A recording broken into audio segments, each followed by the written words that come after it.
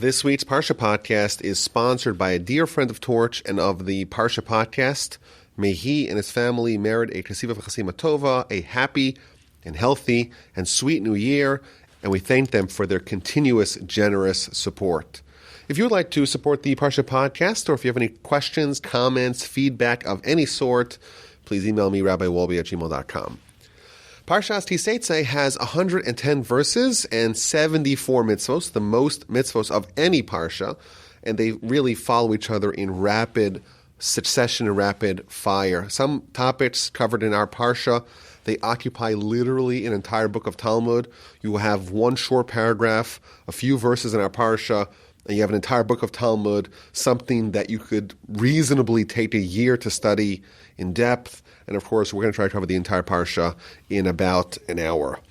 The Parsha begins with a very unusual mitzvah, when you will go out to the war against your enemies, and Hashem your God will deliver them into your hands, and you will capture captives, and you'll see amongst the captives a woman who is very beautiful. You will desire her.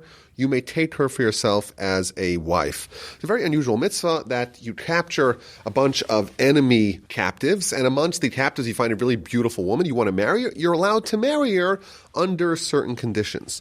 First, you bring her to your house, you shave her head, you let her nails grow, she takes off the garments of her captivity, she cries and mourns her parents for a month, and after that you can marry her, she could become your wife, you convert her, she becomes Jewish, and she could be your wife. So a very interesting mitzvah. And Rashi tells us that the reason why the Almighty gave us this mitzvah, this loophole, that you could just take a captive non-Jewish woman and just marry her, why would the Torah allow that? And Rashi says a very interesting idea, a very intriguing idea, that the Torah, the objective of the Torah is to be a contra for the Yetzer Hara, the evil inclination. And all of Torah is there to oppose the evil inclination, but here, the evil inclination is going to be so strong, your desire to marry this woman is so strong, there's really no way to combat it, and therefore, if the Almighty did not permit it, you would do it anyhow. And therefore, because you would do it anyhow, the Almighty says, okay, I will permit it. It's a very unusual idea that really it should be prohibited, but because there's no way to overcome it in times of war, in the chaos that surrounds the war, you really can't overcome your lusts, your inclinations, and therefore the Almighty says, I'm going to permit it. So there's a general idea here that the Yetzer Hara, the inclination, it's been compared to a spring. You want to push the spring just a little bit, but if you push it too hard, its backlash will cause even greater damage. Similarly, over here, we find this concept that in this particular scenario, in war, you find a beautiful woman, the Yetzer Hara, the inclination is so strong, if you reject it, if you resist it, you're not going to be successful, and therefore the mind says, I'm going to permit it. But on the flip side, there's another point here, that only over here, only in this particular scenario and situation, you can't control yourself, and the Yetzer Hara is guaranteed to win, and therefore the Almighty says, capitulate, it's okay. But every other place where the Almighty gives us challenges and there's prohibitions, we know for sure that we can withstand, we can develop the fortitude to overcome. Now, it's been pointed out, last week we read about the whittling down of the soldiers for war. You have all the people that got recently married, all the people who built a house or planted a vineyard, and all the people that have any sins with them. They could all go back home. They don't participate in a war. So who remains? Just the most righteous of people. Yet even the most righteous of people, our sages tell us that once they go out of their environment, once they go to hostile territory, they're in war, the fog of war affects them also spiritually, and they can become lustful of the beautiful captives. My grandfather, blessed memory, he spent the war years from 1938 till 1946 in Sweden, and he said that Sweden was essentially a war, even though it was neutral during the war, but it was a war, a spiritual war, because yeshiva students that would go there, they would enter Sweden as God-fearing, pious, and righteous yeshiva students, and within a month they would right away succumb to the secular world that was so prevalent there, and they would drop their religion. And that's the idea, that when you're in a compromising situation spiritually, those external conditions really are liable to affect you, and it's likely to influence you negatively. So what is done with this woman? Her head is shaved, her seductive clothes are removed, the nails are allowed to grow, and she has to cry over her parents for a month. So the commentaries talk about various different reasons why this would happen. Either so that his lust for her will dissipate, cooler heads may prevail, and he can move on from his infatuation with her. He'll reconsider, and he won't marry her. He sees her in all her glory amongst the rest of the captives, and he desires her. But once she moves into his house, and she doesn't have the beautiful hair, and she's not wearing the lustful clothing, and she's just crying and complaining, then he'll say, you know what, I don't really want her, and he'll drop this idea. That's what Rashi says. The Ramban introduces another concept, that this is about her mourning. She's going to be converted to Judaism, and she has to mourn her deceased family and her departed faith. And the Torah allows her to mourn over her departed past so that when she unites with her now Jewish husband, her sadness will have been addressed, and she can move on and live somewhat of a normal life going on forward. And the Ramban adds, suppose she's not wrestling with her new faith, and she's not wrestling with the fact that she's departing her family, then indeed she can marry him right away. It's only when she is really struggling with this new situation into which she was thrust, only then do you have to go through this month-long process. Now, what happens if he does that, if he marries her? But it shall be that if you do not desire her, then you will send her on her own, but you may not sell her for money. You can enslave her because you afflicted her. Rashi here tells us that if you don't desire her, it's going to happen invariably. Why? Because you will hate her. Even though your initial infatuation was so intense, the lust eventually dissipates, and it cannot be the basis for an enduring relationship. So that's the first mitzvah that is covered in this week's Parsha. The next mitzvah is what happens when a man has two wives, one of them that he loves and one of them that he cannot stand, and both of them give him children. But the one that he can't stand, his hated wife, is the one that has the firstborn son that is rightfully the owner of his birthright. He gets double the inheritance of all the subsequent children. So the Torah tells us that he cannot alter the firstborn right. He can't give it to the son from his beloved wife, because it's the firstborn son that gets the double inheritance. The Ramban adds that even if he tried to do it, it would have no halachic validity, meaning that if he tried to alter the way the Torah views the bequeathing of inheritance to the children, it wouldn't work, but nonetheless he would transgress this prohibition.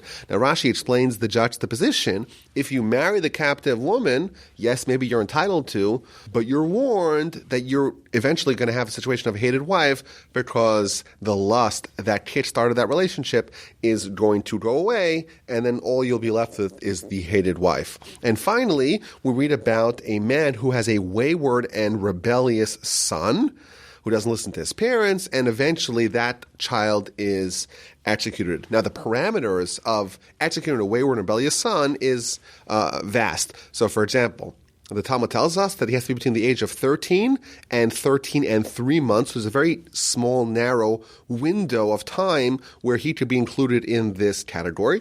He has to steal money from his parents. He has to buy meat and wine and eat it and drink it in bad company. And the parents have to willfully choose to prosecute him, meaning if the parents decide to ignore his infractions, he's off the hook. They choose to bring him to court. Initially, he is caned. They give him lashes. If it happens a second time, and again the parents choose to prosecute him, then he is executed. And Rashi again explains that this is all part of this continuity. You marry this woman, this captive woman, you'll eventually hate her, and you know what? The children that will result from this union will be wayward and rebellious. Now, why, if a child, is a misbehaving child, he's stealing money, he's buying meat and wine, eating it in bad company, but why would that warrant that they get executed? So Rashi tells us, quoting from the Talmud in the book of Sanhedrin, he is killed in anticipation of his future behavior. Why? The Torah calculated the continuation of the events. In the end, he's going to exhaust his father's money, and because he developed an addiction for this good wine, for this good meat, he's going to have to seek his fix He won't be able to steal money from his dad. His dad doesn't have any more money. He's going to go to the crossroads, and he is going to steal from people. Eventually, he's going to commit sins that carry with it the weight of capital punishment, and he's going to die guilty, because eventually he's going to be brought to court and tried and executed. And therefore, it's better to kill him now. It's better to execute him when he is still innocent than to execute him when he is guilty. Now, the Talmud tells us that actually the episode of the Ben Sora or More, the wayward and rebellious son, actually never happened. There was never a situation in history, and there never will be a situation in history, where a son at that particular time in his life, 13 to 13 and 3 months, steals from his parents and buys the meat and eats it in bad company, and his parents decide to bring him to court, and there are many other conditions that need to be met for this child to actually get executed. It never happened, and it never will happen. However, why is it written in the Torah? If it never happened, never will happen, it's not practical for any reason, what is the point of it being taught to us? Says the Talmud, study it and gain reward, which some understand to mean that if you study it, anytime you study Torah, it's good for you, you gain reward. But many of the commentaries tell us that it's not just the idea of studying it and getting reward for the Torah study, but because this story itself carries with it many valuable lessons, and therefore if you study it, you'll gain the reward of the lessons. And of course, there's many different lessons that we could maybe deduce from this mitzvah. Maybe one we could say is that parents have to recognize that their children are here for a mission. And the idea that the Talmud says it's better for a child to die young but righteous and to die old as a sinner, it's something that most parents actually won't feel very comfortable with that. You know, if a prophet comes and says, oh, your son, when they're 50, they're going to be a terrible person, let me just kill him right now. No parent would sign off on that. And I'm not saying that we should, but there's an idea, a perspective that you have to realize as a parent that your job is to guide the child in the proper way and to think about the future behavior, not just today, how they're behaving today, but to try to extrapolate over the course of their life, to try to see the big picture and try to present the child, put them on the path for success, not just in the short term, but in the long term. Now, the Ibn Ezra, he says, this kid, he's lustful, he's desirous, he can't contain himself, he's drinking to excess, he is getting drunk, and yes, while that may seem innocuous, it really is akin to heresy. Why? Because a heretic is someone who does not value this world, our opportunity to exist, to live in this world, as anything but the pursuit of physical hedonistic pleasure. And similarly, this child, he sees no value in this world aside from fulfilling his lusts and his desires, and therefore he is someone that does not deserve the great gift of life. And therefore, even the lesson of this story, even though it's not necessarily applicable in a literal sense, you never actually have a case of a 13-year-old kid who does all these things and gets executed, but the lesson for us is that we have to realize that our purpose in this world is not just to fulfill our carnal, our physical, our material indulgences, but to think about our soul and what we're living for long term. Verse 22, if a man has committed a sin whose judgment is death, he should be put to death, and he is hung on the gallows. So, like we spoke about in the past, there are 4 different methods of execution in a Jewish court of law, and one of them, the most severe method of execution given to the worst sinners, which is stoning, there's a mitzvah here to hang the bodies on the gallows after they are executed. Now, the Talmud tells us that this is not for all the people that are punished with the worst method of execution. It's only the blasphemer and the idolater that get hung. Now, the Talmud tells us that they're hung right before sunset. Why? Because the verse continues, his body shall not remain for the night on the gallows, rather you should surely bury him on that day. The verse tells us that we have to bury him the same day that we execute him. So we execute him, we hang him, and right away we bury them, and therefore they only execute him right before sunset, so that way they can quickly hang him and quickly take him down and bury him before sunset. Now, the Talmud also derives from here that there is a prohibition to delay burial, not just in the case of a convicted felon, but in any case, unless it's for the benefit of the deceased. So, for example, it's quite common today, you have relatives that live out of town to come for the funeral a proper burial plot needs to be secured. It's common for people to have their bodies flown to Israel to be interred there. If you're delaying the burial for the benefit of the deceased, that's one thing. Otherwise, we have to make sure that we have to bury them as quickly as possible. In fact, the Talmud describes how the soul is floating above the body, and it doesn't begin the process of transitioning to heaven until the body is buried. Now, the verse gives us a rationale, a reason why the person has to be buried right away. For a hanging person is a curse to God, and you shall not contaminate your land, which Hashem your God gives you as an inheritance. And Rashi tells us a very powerful idea. When you have a human, a Jew, is being hanged, is being exhibited in front of all, it's an embarrassment to God. Because man is created in the image of God. And the Jewish people were God's children. And it's similar to two twin brothers. They look identical. One of them became king. One of them took a different career path, became a criminal. What happens? You catch the criminal and you hang him. And people who walk by, they're like, oh my goodness, the king is hanging. Of course, that's a terrible embarrassment to the king. Even though it's not him, it's his identical doppelganger. Similarly, over here, Jewish people, a human, created in the image of God. When the human's disgrace, when the Jews' disgrace is being presented, it's also a disgrace to God. And therefore, we have to make sure that even though we have to fulfill this mitzvah, hang him, you hang them for a second, and you right away take them down and bury them with dignity. Now, there is a Kabbalistic idea, a central Kabbalistic motif about the parallels between man and even man's body and God. And the two hands, the right hand and the left hand, they have all kinds of symbolism. The 10 fingers correspond to the 10 sefirot, the 10 emanations. 32 teeth correspond to 32 paths of wisdom, etc. The hairs on the head, the hairs on the beard. That's, of course, the Kabbalistic idea. But the simple idea, or the powerful idea for us, is that we have to realize we're compared, at least in this midrash quoted by Rashi, we're compared to being God's twin, and therefore what we do, how we behave, is, of course, indicative of God. It's reflection of God, and we have to make sure that we behave in the proper way. Chapter 22 begins with the mitzvah of returning a lost object to its rightful owner. You shall not see the ox of your brother, or a sheep, or goat cast off, and hide yourself from them. You should surely return them to your brother. Don't shield your eyes. Don't ignore it. Instead, return the lost object to your brother. What if you don't know who's the owner? If your brother is not near, and you do not know him, then what do? You gather inside your house. It shall remain with you until your brother inquires after it, and then you return it to him.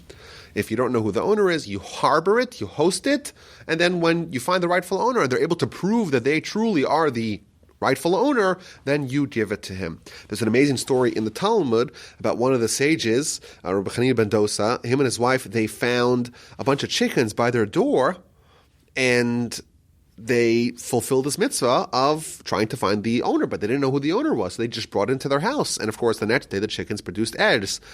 And Rabbi Chanina ben Dosa told his wife, don't eat these eggs.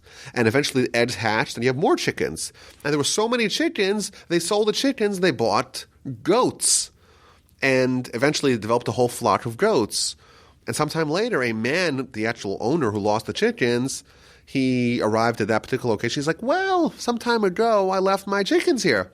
So Rabbi Chanina says, well, do you have a proof? You have some evidence? Is there some sort of identifying mark that you could identify to show that you're the correct owner? And he did, and he showed it to him. I was like, okay, here are your chickens, and he gave him the goats. That's obviously a superlative fulfillment of this mitzvah, where you tend to the items that you found of your brethren. You tend it as if they were yours and take really good care of it. And then we read about the mitzvah of supporting one's fellow struggling animal with the owner's help. You should not see the donkey of your brother or his ox falling on the road and hide yourself from them. You should surely stand them up with him. So this is the mitzvah that you're supposed to help your friend unload the cargo from his animal or load the cargo on his animal and to help him. And Rashi tells us, pointing out from the word with him, that the owner can't just kick back his feet and say, you know what? It's your mitzvah. You have to help me load. You go load it yourself. No, it's only a mitzvah when you're doing it together with the owner. And then we read about the prohibition against cross-dressing. Male garb should not be on a woman, and a man should not wear a woman's garment. For anyone who does that is an abomination to Hashem. Rashi tells us that this is only clothing and even behavior that leads to abomination. So if it becomes common for men to behave in one way, it's no longer a feminine thing, it becomes a masculine thing, then it would be okay. I had a friend who asked his rabbi, is he allowed to pluck his eyebrows because he has a unibrow? And the rabbi told him, well, even though this is normally in history, this would be the behavior of women, because it became common for men to do that, it would be kind of grandfathered in. It's not female garb on a man. And then we read about the mitzvah of Shiluach HaKan, sending away the mother bird before taking the eggs or the chickens. If a bird's nest happens to be before you on the road, or in any tree, or on the ground, young birds or eggs, and the mother is roosting on the young birds or on the eggs, don't take the mother with the young. You should surely send away the mother and take the young for yourself, so that it will be good for you and you'll prolong your days. If you happen to chance upon a mother bird resting on her chicks, on her eggs, it's a mitzvah to send away the mother bird before taking the eggs or the chicks. And if you do this, the verse tells us you will be rewarded with long life. Says Rashi, there's a tremendous lesson from this. This is a mitzvah that's not expensive. It doesn't cost you anything to send away the mother bird before you claim the eggs or the chicks. It doesn't cost you anything. And yet this free mitzvah guarantees you eternal life. How much more reward will be there for a mitzvah that's difficult for you to do and it's costly? Now, there's a very, very long essay here by the Ramban on the subject of why we do mitzvos. Is it because God wants us to not practice cruelty, and therefore you don't take away the baby chicks when the mom's still there, because the mom will get sad, the mom will get terrified, she'll suffer, and we want to prevent cruelty? Or should we not think about that and say, this is the will of God, we don't try to pursue reasons, we have to obey his will as if they were solely decrees. This is a huge subject in Jewish philosophy. He quotes the Rambam in the Guide to the Perplexed, and he argues in him. And one thing everyone agrees upon, at least in this very vast subject, is that we do mitzvahs not for God's benefit, it's for our benefit, but it's a huge subject, and there's a very vigorous debate about why exactly is, what's our motivation for doing it, for doing all the mitzvahs. And there's, of course, many very interesting citations. One of them, for example, it quotes a Midrash. The Midrash says, does God really care how you slaughter an animal? Does it really matter to God if you slaughter from the neck or from the throat? Of course not. It's only for us. The sole reason why God gave us mitzvos is for us to purify ourselves via them. The next mitzvah that we read about is if you build a new house, you should make a fence for your roof, so that you will not place blood in your house if a fallen one falls from it. So you have a roof, someone who's on the roof could maybe lose their footing and fall off the roof, and therefore you put a fence around it, that way no one will fall and no one will get hurt. So if you have a swimming pool, very common, people put a fence around it, it's dangerous. So any danger, any hazard that is potentially a danger to other people, it's your responsibility, if it's on your property, if you're the owner of it, to prevent that by building a fence, by building some sort of protection around the dangerous thing. Now, there's a very interesting and intriguing philosophical question that is raised here by the commentaries, and they ask, wait a minute, doesn't God oversee everything? And don't we say that if someone is supposed to die, God will get them regardless of what they do? And don't we say that if someone died, God wanted them dead? Well, if so, why do you need a fence? If someone falls off your roof and they die, isn't that the greatest evidence that God wanted them dead and God would have prevented it if they weren't worthy of dying? So what difference does it make for us to make this fence and save someone? We're not saving anyone. If they were going to die, they're going to die anyhow in some other means. And if they did die, well, then God wanted them dead anyhow. That's the question. Of course, another big philosophical question. So Rashi here quotes a Midrash. Rashi says that, yes, indeed, this person who falls down, he should have fallen down anyhow. His time had come. He was supposed to die anyhow. But still, there's no reason for him to die at your hand, in your home. And he quotes another motif from the Talmud, that merit is rolled to be done by someone who is meritorious, who is righteous, and bad things are supposed to happen via the wicked via the people who are not righteous. And therefore, yes, this person was going to die anyhow, but still doesn't have to be in your house thanks to your negligence. So that's the opinion of Rashi. Now, the Sefer Chinuch is a very famous essay on this mitzvah, and he, again, is trying to balance the tension that we find over here, that we say, yes, of course God is in control, and yes, no one can really get hurt unless God wills it to happen, or at least allows it to happen. On the other hand, what we do, our behavior, our conduct, our negligence also matters, and therefore, how do we square that circle? Because are we in charge, or is God in charge? Does our free will matter, or does it not matter at all, and it's all predetermined by God? And his opinion, again, this is a big subject, and I don't want to take definitive stances, but the way I read his opinion is that, yes, God is in charge, but the way God decides what happens is, generally speaking, via the structure of the rules of nature, of the rules of physics that the Almighty created. And physics mandates that if someone falls off a roof and hits themselves, they may die. Physics mandates that if proper protections are not taken, dangerous things can happen, and people could get injured, and people could actually die. And therefore, it is the will of God to allow us to have the free will to choose, to use our intellect, to use the guidance that we have in the Torah to protect ourselves. And you know what? If someone does not put a fence around the roof and someone does fall, maybe the person was supposed to live. But via the choices that were made by the people, that person chose to die, and therefore God says, okay, that's my will. My will now is, if someone chooses to be negligent, the rules of nature are my general will. Of course, there's someone like Abraham who's thrown into the fire, who doesn't get touched. Daniel is thrown with the lions. Nothing happens to him. Of course, those are unique outliers. Those people are not subject to nature. But generally speaking, people are subject to nature, and that is the will of God, that their free will can determine whether they will live or whether they would die. Of course, a very big subject, but it's interesting discussion here about this mitzvah, about putting a fence around your roof. And then we read about 3 different kinds of mixing. Number 1, not to intermingle plants. Don't throw seeds of wheat and barley and vines in one throw. You have to put the wheat in one place and the barley in a different place and separate the two.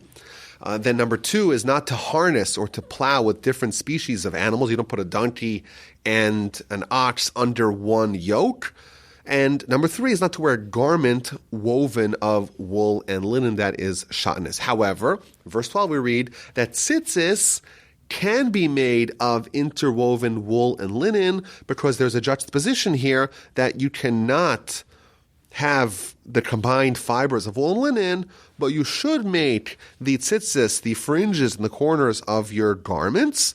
And the Talmud tells us that tzitzis is the one exception, because tzitzis is a mitzvah. The positive mitzvah of tzitzis overrides the negative mitzvah of not to wear shatnez, not to wear a garment woven of wool and linen, and therefore if you happen to have tzitzis that are made of shatnez, it would be okay.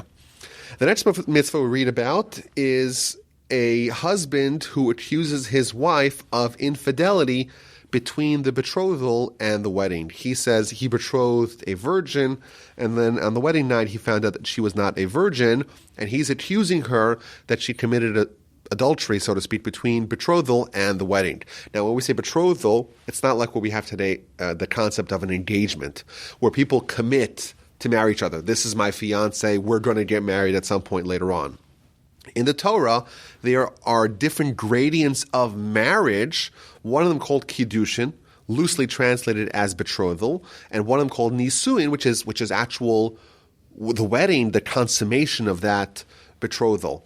Under both of those situations, the woman is considered a married woman, and if there would be any infidelity, that would be considered adultery. So the husband says, well, I betrothed a virgin, and then on the wedding night, it turns out that she was actually not a virgin, and I suspect that there was adultery in between the betrothal and the wedding. And the verse tells us that if he's proven to have fabricated the story, he is lashed, he is fined, and he also loses his rights to demand a divorce. Thenceforth, she holds all the cards. She wants the divorce. He can be compelled to divorce. And if she does not want a divorce, he cannot divorce her. Now, if there are witnesses that she indeed committed adultery after the halachic marriage happened, i.e. after the betrothal, then that is a capital offense, and she is executed for adultery together with the offending man, the adulterer. He's also guilty of a capital offense, and he too is executed. Now, what if there is a married woman who gets raped? In that case, of course, the man committed adultery. He gets executed, but she obviously is not guilty. She is as guilty as the victim of a homicide, the verse says. Verse 26, but you should do nothing to the girl, for the girl has not committed a capital sin. For like a man who rises up against his fellow and kills him, so is this thing. So the verse compares the victim of rape to the victim of a homicide. You can't blame the victim, obviously. Now, the Talmud tells us that the comparison between homicide and rape, it teaches us that in both cases, you can actually kill the perpetrator to prevent him from going ahead with his evil intent. So you see someone chasing someone else with a knife. I'm going to kill you, I'm going to kill you. You have an obligation to prevent this from happening, even if it means that you yourself have to kill the perpetrator before he concludes or before he's able to actually go ahead with his plan. Similarly, you see someone about to rape someone else, you're allowed to stop them, even if it means taking the law into your own hand and extrajudicially killing the perpetrator. Thus, the connection here that the verse creates here between homicide and rape is actually extended, the principles extended to that other case as well. What about a case where a man rapes an unmarried woman, so there's obviously no adultery, so then he is fined, and again, he loses all the cards. She can compel him to marry her, and he would not be able to divorce her unless she chooses to sever the marriage. Okay, so chapter 23 begins with the concept of halachic marriage, that it doesn't get activated by certain relationships. A man shall not marry the wife of his father, so it's either his mom or stepmom, and he should not uncover the robe of his father. And Rashi tells us what that means is that this union, a man with his mother, with his stepmother, that's a union that is so prohibited that even if you try to do it, the marriage itself will not activate, versus other cases where even though the union is prohibited because of a sin, but still the marriage is activated. Now Rashi adds that unions that produce bastards, i.e. a mamzer, someone who's not married into the Jewish people, I mean, we'll see a little bit later, that is only the product of a union where there was no feasibility of halachic marriage. And verse 2, we read about a eunuch, someone who has crushed testicles or a severed organ. They cannot marry amongst the Jewish people. Rabbeinu Bachai, he explains that the primary component of marriage is to bear children, and here this will be a marriage for naught. He can't bear children. He is infertile, and therefore he would not be allowed to get married. What about a bastard? Again, that's someone who was born from a union that's not valid, or the child of such a bastard. They may not marry a regular Israelite, but they may marry a fellow bastard. And then we continue with the other people that are not allowed to marry amongst the Jewish people. A male Ammonite or a male Moabite convert may not marry an Israelite woman, even though these people converted and they became Jewish, but still they're not allowed to intermarry amongst the Jewish people. They'll have to intermarry amongst themselves. You have to have this concurrent other communities. Now, the Talmud tells us this is only for a male Ammonite and Moabite convert. However, a female Ammonite and Moabite convert may marry an Israelite, a Jewish man. Of course, the most famous example of that is Ruth, the forebearer, the matriarch of the Davidic line, King David, and of course Messiah, and one of the most important families of the Jewish people. She was a Moabite convert. Because she was a female, she was allowed to marry amongst the Jewish people. Why are these people, the Ammonites and the Moabites, why are they disincluded from entering the congregation of God? Verse 5, because of the fact that they did not greet you with bread and water on the road when you were leaving Egypt, and because he hired against you Bilam, the son of Beor of Pithor, Ramnaraim, to curse you. These nations are nations that have exhibited character and characteristics and traits that disqualify them from being married, from being united with the Jewish people. And the Ramban adds over here that, of course, Ammon and Moab, those are the two children of Lot. And Lot, of course, is someone that was saved from Sodom and Gomorrah because of Abraham. And Abraham took such great care of Lot, and therefore that their descendants did not remember the kindness of Abraham. That shows that there's something wrong, something corrupt with their national character. They hired someone to try to destroy the Jewish people. They hired Bilam. They didn't approach you with bread and water like they should have. They weren't gracious. And therefore, because kindness is the hallmark of our nation, and the nation of Ammon that does not have this characteristic innately, therefore they're unwelcome and they cannot integrate into our nation. However, what about an Egyptian convert or an Edomite convert, a convert that descends from Esau, the brother of Jacob? Verse 8, you should not reject an Edomite, for he is your brother. You should not reject an Egyptian, for you were a sojourner in his land. Children who are born to them in the third generation may enter the congregation of Hashem. If you have a convert from the nation of Egypt or Edom, they are welcome to intermarry amongst the Jewish people after 3 generations. Why are they allowed to join the Jewish people after 3 generations, whereas the other 2 nations' converts, the converts from Ammon and Moab, can never join the Jewish people? Rashi tells us a very interesting idea that spiritual violence is deadlier and more harmful than physical violence. Of course, Esau, the nation of Edom, the Egyptians, they were physically violent to us. But you know what?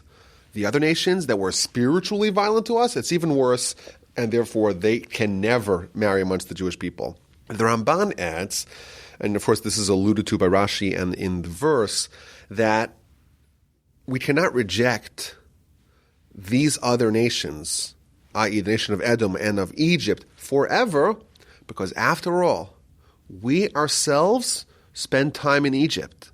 We were saved with them in the times of the famine where Jacob and his children descended to Egypt. And you know what? They did a tremendous honor to us by taking Joseph, of course, the son of Jacob, and making him a king over them. And therefore, in appreciation for that, we have to reciprocate by allowing them to join, at least after 3 generations, to join the Jewish people. Similarly, Esau, he is someone who comes from holy seed. He comes from Abraham and Isaac, and therefore, there's something special about him, and therefore, they can't be rejected forever.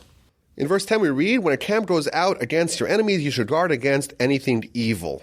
What does it mean you should guard against anything evil when you're going out to war? Rashi tells us that dangerous times demand extra vigilance. You're going out to war, it's dangerous, ostensibly it's physical danger, and therefore you have to be extra vigilant to guard against anything evil. The Ramban adds that this is not necessarily talking about physical danger, it's talking about spiritual danger. War is a grave spiritual danger. In war times, sin is prevalent. People commit all kinds of atrocities and abominations. They steal, they pillage, they even commit promiscuity without any shame. All manners of decadence happen during warfare. And even someone who naturally is very good, is very tender in their heart, in their nature, will be girded with cruelty and with anger when they go out to war. And therefore the Torah has to give us an extra warning to behave properly and to not accede to the behavior that you see around yourself, to guard against all spiritual evil when you go to war. The Ramban adds another point. We, of course, want God on our side all the times, but certainly during warfare. And we better take care to avoid things that will cause him to depart from our camp. Now, the next verse talks about someone who has a seminal emission. If there will be among you a man who is not clean because of a nocturnal occurrence, he shall go outside the camp. He should not enter in the midst of the camp. It's not clear which camp they're talking about. The Ramban, he continues with the previous verse. It's talking about the same military camp. And it's a continuation of the preceding verse. During warfare, you got to make sure that the people who are impure due to a seminal mission, they're not part of the camp. They don't corrupt the people around them. Rashi says that this is talking about the regular camp of the Jewish people. Someone who has this impurity cannot go into the tabernacle sector, cannot go where the Levites are hanging around the temple and the tabernacle area. What is the connection to the preceding verse? So there's a very famous teaching in the Talmud. In the book of Avodah Zarah, page 20b, it quotes this verse, you should guard yourself from any bad thing. Don't think by day something that will make you come to impurity by night. And this is the idea of making sure that we don't allow lust to penetrate into our heart, even though it may not immediately manifest itself, but thinking lustful thoughts by day may lead to you to actually coming to impurity by night. And importantly, upon this Talmudic teaching, the entire book of Mesilas Yesharim, of Path of the Just, is based upon. The Talmud additionally tells us that the verse doesn't say that someone becomes defiled. Rather, it calculates that it adds 16 letters to say that the person is not pure. And there's a lesson for us to try to refrain from any sort of negative words. And then we read about the dignity that we have to have during warfare, even though it's chaos. There's warfare. We have to make sure not to behave in a way that is improper, to have the proper covering of excrement. You'd go out to dig a hole to go to the bathroom, but you cover it neatly. You're not a dog, you're not an animal, even though it's warfare. And then we read about the prohibition against returning an escaped slave to his master. If there is an escaped slave, either a slave that escapes from their non-Jewish owner comes to us, well, then it's improper for us to send him back to his idolatrous master. Or even if it's a slave that's owned by a Jew, but a Jew outside of the land, it's prohibited for us, once he comes into the land of Israel, it's prohibited for us to send him back outside the land of Israel. And the idea is, Ramban tells us, because when someone is upgrading their holiness, either because they're leaving the idolater and coming to us, they're leaving outside of Israel, coming to Israel, it's improper, even if they're a non-Jewish slave, it's improper for us to place them back in a situation where they will be less holy. Verse 18 tells us that we cannot allow male and female prostitutes to exist. If there's a brothel, the court is tasked with the responsibility of getting it closed. You cannot bring the animal used to exchange for prostitution or for a dog as a sacrifice. So if there's a woman who, in exchange for her services, she received an animal, that animal cannot be used in the temple as a sacrifice. Or if you have someone who trades a dog for the sheep, that sheep cannot be used for a sacrifice. And there's various reasons offered as to why this would be such. For example, we're told that either it's a disgrace, it's sacrilegious to the things that are holy to offer something that has such a questionable origin as a sacrifice. The Ramban, he says a very deep insight. He says, if a person is allowed to use what they earned from a sin, to use that for a mitzvah, it may actually encourage them to further sin. They'll say, you know what, I could behave in this way, and then I'll make up for it by bringing what I earned from it as a sacrifice in the temple. And he adds that dogs were used for hunting, for terrorizing people, even for idolatry. And therefore, people would take their dog that they used to terrorize people and upgrade it and say, oh, well, my sin wasn't that bad after all. I turned the dog into a sacrifice via this sheep that I converted the dog for. Or, of course, the prostitute, she cannot use the sinful money that she earned to bring a sacrifice. That, says the Ramban, will cause them to do more sin. And then we read about the prohibition against loaning our fellow Jews with interest. This is not only a prohibition on the lender, it's a prohibition on the borrower as well. However, the verse says, you may cause a Gentile to take interest, but you may not cause your brother to take interest. So here we're told that there's a difference between Jews and non-Jews. Jews were not allowed to lend with interest, but non-Jews, we can. And the Ramban explains that lending with interest really made sense. Both parties agreed to it. It's an arm's length transaction. And of course, why would I loan money, have my money tied up, swallow the risk without any benefit? It only makes sense to loan money if you're going to get something back, you're going to make some interest. That's true. But for your brother, your Jewish brethren, then you're supposed to love him as yourself, and you're not supposed to lend him with interest, even though everyone else, it makes total sense to do it, and it doesn't make even any sense to loan money without interest. But, of course, for your brother, you do things that are crazy. And then we read about the prohibition against delaying charitable pledges. And if you don't pledge, it's not a sin. But make sure that you do keep your word. And the Ramban tells us that some fools, they get excited and they pledge to give a tremendous amount of money to charity, and they feel great that they had this moment of inspiration, even if it's something they didn't deliver. But you know what? They pledged to do it, and that's better than not doing it at all. And of course, the answer is no. It's better for someone to not pledge, to not commit anything, than to commit and to not keep their word. The next mitzvah is that during harvest season, a laborer may eat from what they are collecting, but they cannot take a doggy bag home. Okay, chapter 24 begins with a marriage that goes awry. If a man marries a woman and lives with her, and it will be that she will not find favor in his eyes, for he found in her a matter of immorality, and he wrote for her a bill of divorce, a divorce document presented to her in her hand, and she is sent away from his home. So this is the idea of marriage. Marriage goes awry, and there may be some infidelity. Rashi tells us that infidelity is a very good reason, very good grounds for divorce. And he sends her with her divorce document. She goes on her merry way. She leaves his house, and she goes to marry another man. And you know what? The latter man is also not happy with her, and he too gives her a bill of divorce, and now she wants to go back to her original husband. That is prohibited. Her first husband who divorced her shall not take her back. It should not be his wife after she had become defiled, after she'd been with someone else. For it's an abomination before Hashem. The Talmud tells us that this is not just a woman who marries someone else, but also a woman who commits adultery. She has to separate from her first husband. Now, the Ramban, he gives us a very interesting reason for this. This would prevent a loophole of wife swapping. Someone may say, listen, I'll divorce my wife. She's not married. And she could go do whatever she wants. And the next day, she'll remarry me. And then it was all kosher because there was no marriage on her. She was not prohibited as a married woman because she was divorced. In order to prevent that terrible abomination, the Torah tells us that once the woman's been with someone else, she cannot go back to her original husband. And then we read a string of mitzvos regarding proper behavior. The first is the idea of the honeymoon, the year of honeymoon. For the first year after a man gets married, he cannot go to war. He is responsible to gladden his wife that he took. There is a jaw-dropping Rabbeinu Bachai here. He tells us that the Jewish people and God, the union that we have, it's like a marriage. And where was this wedding? It was at Sinai. And he says that when the verse says that you have to stay home for a year, Naki yiheh lebeito shana, the last letter of each one of these four words spells out the name of God. It's hinting that God actually did this as well. And he adds that after Sinai, how long were the Jewish people at Sinai? They were there for nearly a year.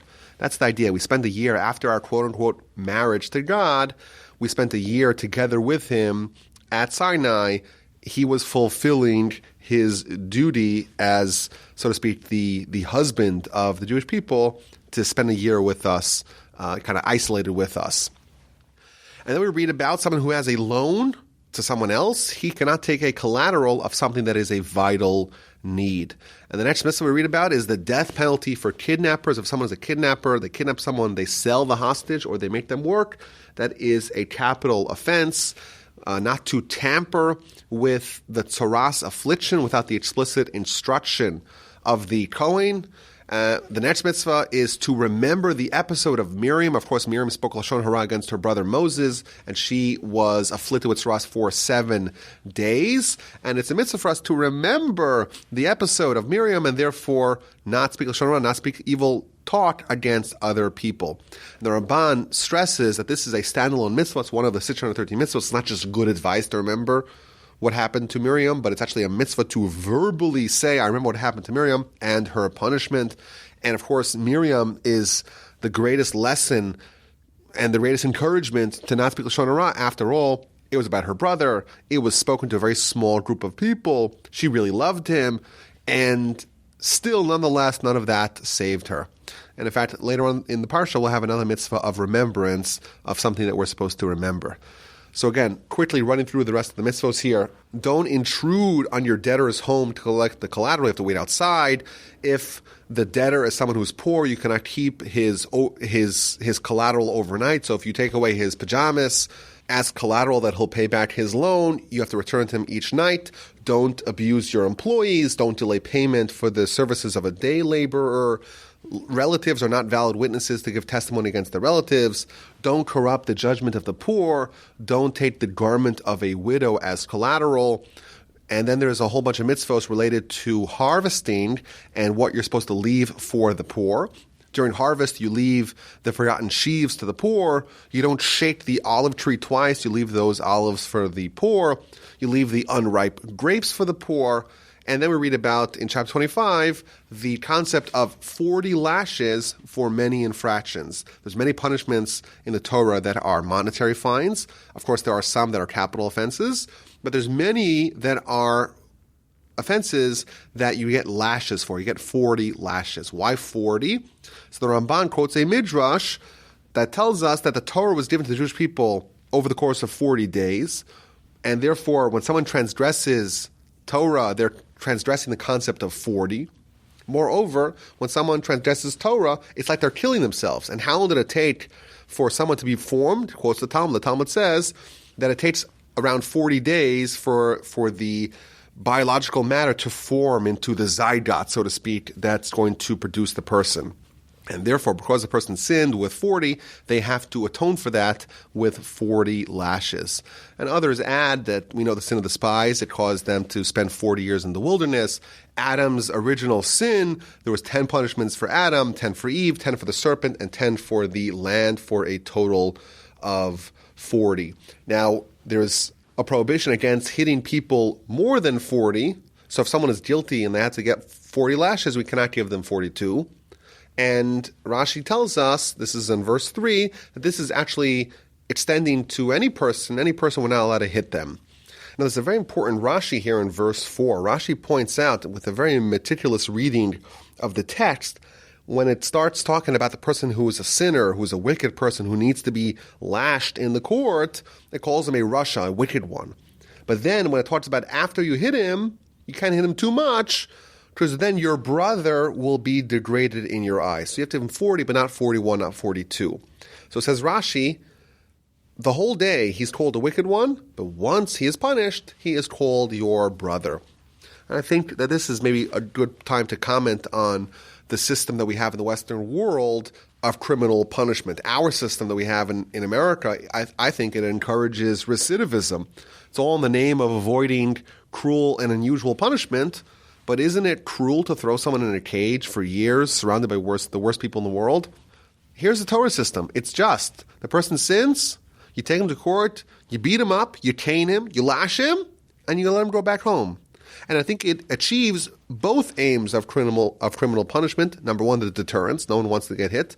But it really rehabilitates the person. He was a rasha, he was a wicked person, and then right after he's punished, he is upgraded, he is restored to being your brother. Verse 4, we read about the mitzvah not to muzzle an ox while it is plowing.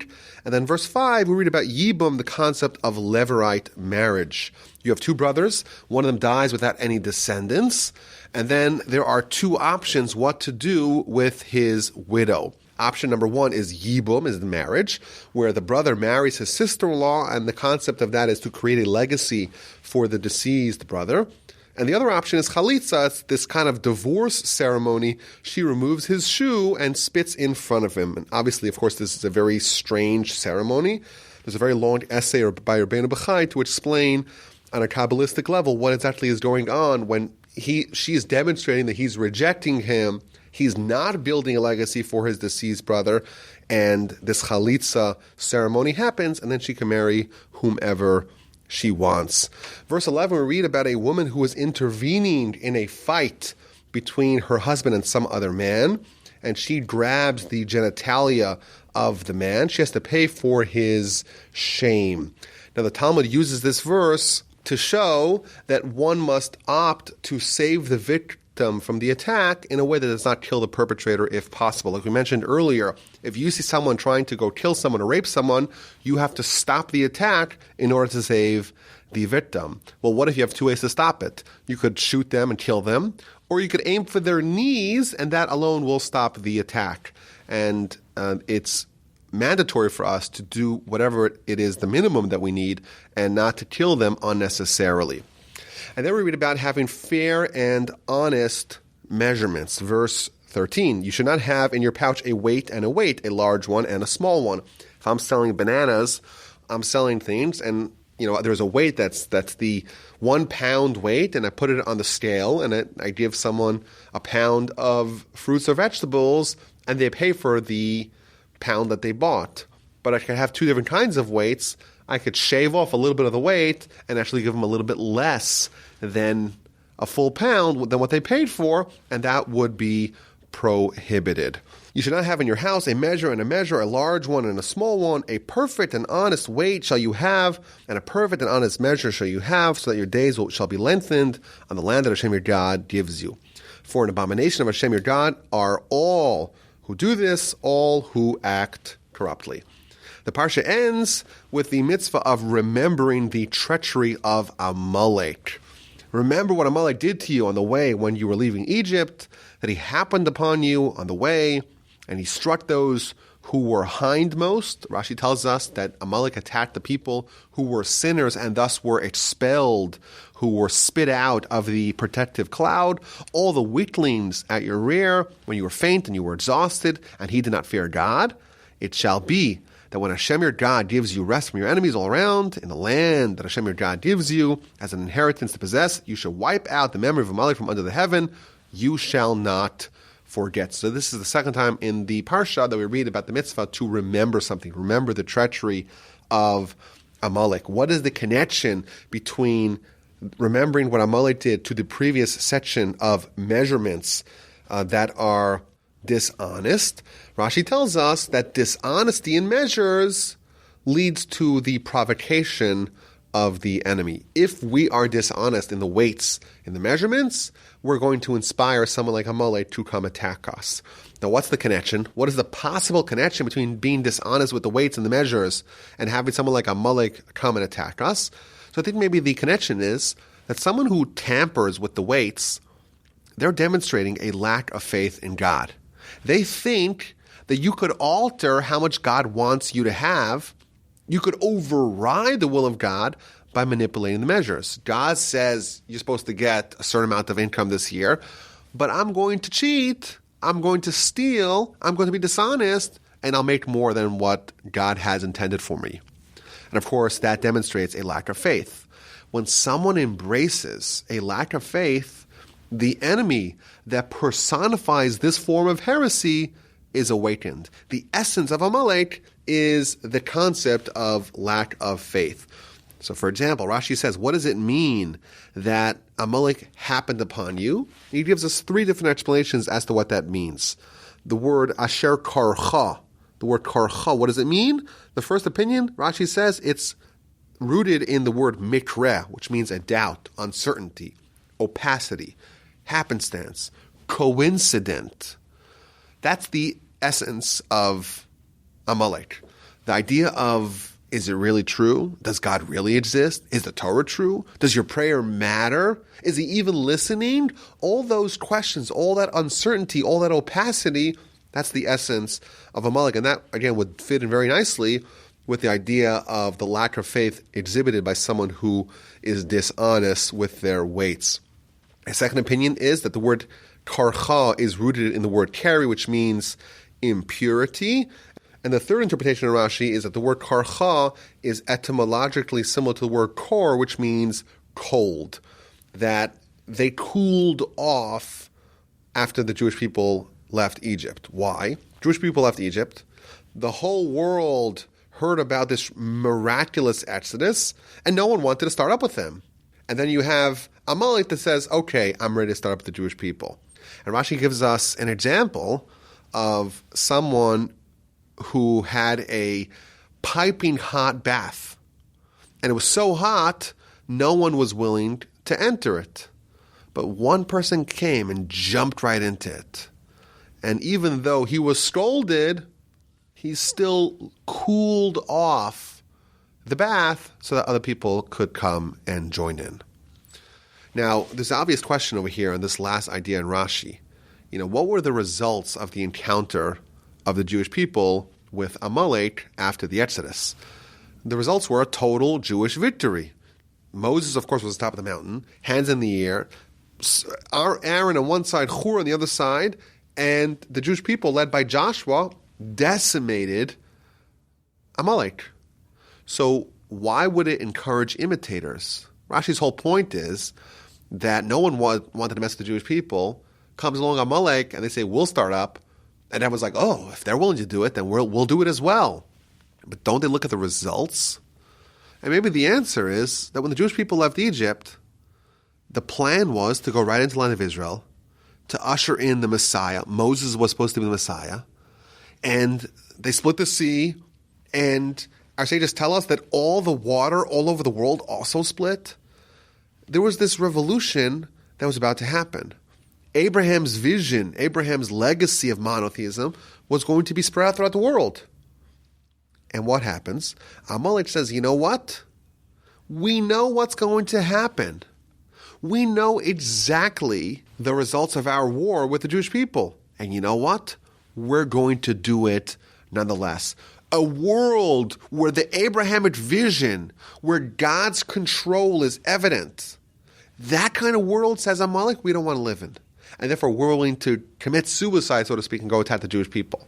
And yes, what they did is they introduced this alternative vision for the world at a time where people all over the world were ripe to hear about what Abraham professed, ripe to hear about the Jewish version of things. Comes Amalek and says, I'm willing to die to foster the opposing narrative. And indeed, once people saw that, the message cooled. The bathtub, so to speak, it cooled down, and it opened up the door for people to resist and reject what the Jewish people were professing.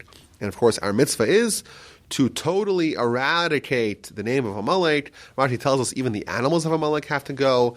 And we could remember back in the book of Exodus, Rashi tells us that so long as the name of Amalek exists, the name of God is incomplete.